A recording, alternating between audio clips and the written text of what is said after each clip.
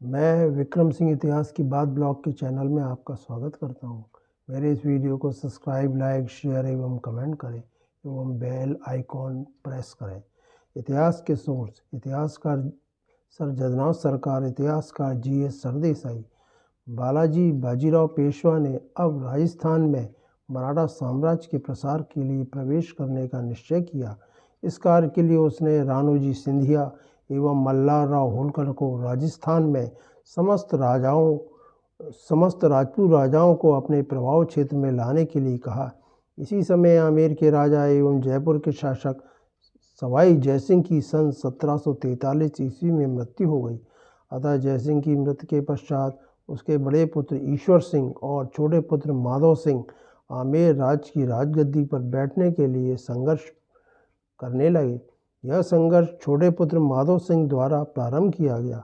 इसका कारण यह था कि माधव सिंह उदयपुर की राजकुमारी का पुत्र था तथा विवाह के समय मिर्जा राजा सवाई जय सिंह द्वारा यह वचन दिया गया था कि छोटे पुत्र माधव सिंह को ही राजगद्दी मिलेगी।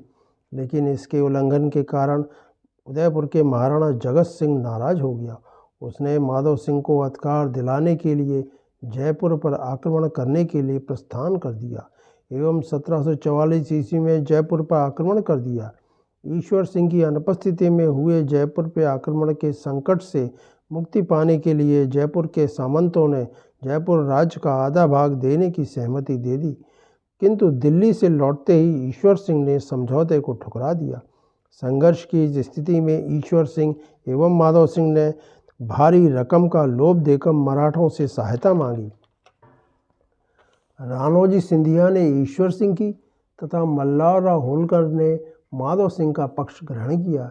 इसी समय सन 1743 ईस्वी में राणोजी सिंधिया की भी मृत्यु हो गई और उसके पुत्र जयप्पा सिंधिया ने ईश्वर सिंह के साथ कोटा पर घेरा डाल दिया। इस घेरे के दौरान जयप्पा सिंधिया का एक हाथ घायल हो गया, जिसके कारण उसने कोटा के शासक से 40 लाख रुपए मुआवजे के प्राप्त किए। मल्हारराव होलकर ने भी माधव सिंह से सहायता के बदले 60 लाख रुपए प्राप्त किए।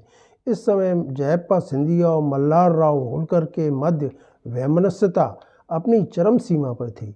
अतः उनके मध्य समझौता कराने के उद्देश्य से 21 मई 1748 ईस्वी को पेशवा जयपुर पहुंचा।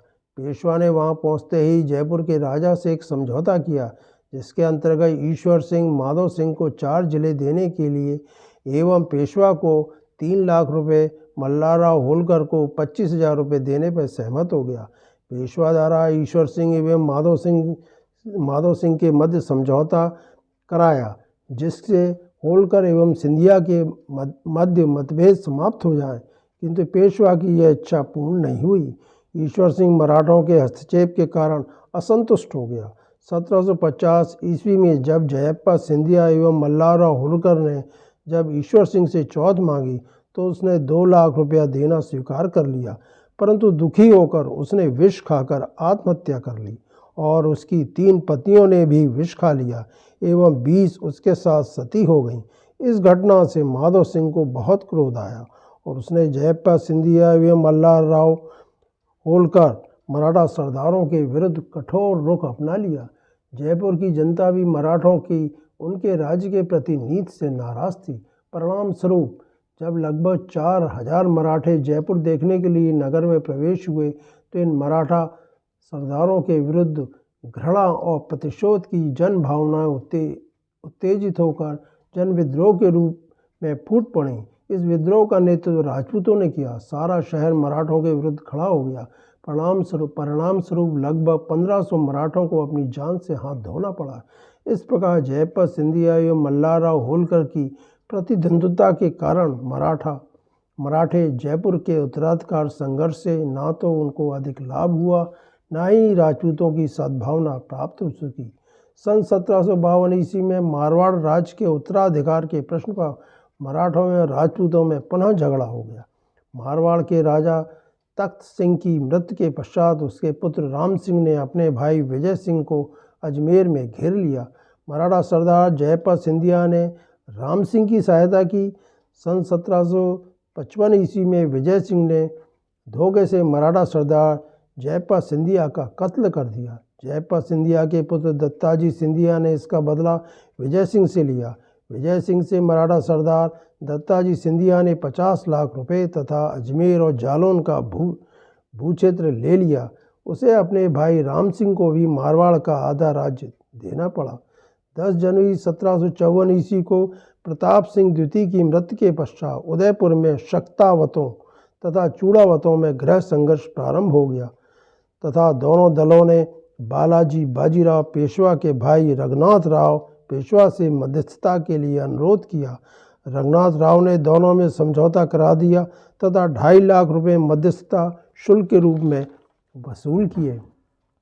सन 1758 ईस्वी में उदयपुर के महाराणा के निवेदन पर मराठा सरदार सिंधिया शाहपुरा के राजा को दंडित करने के लिए शाहपुरा गया और उसने 4 लाख रुपए वसूल किए।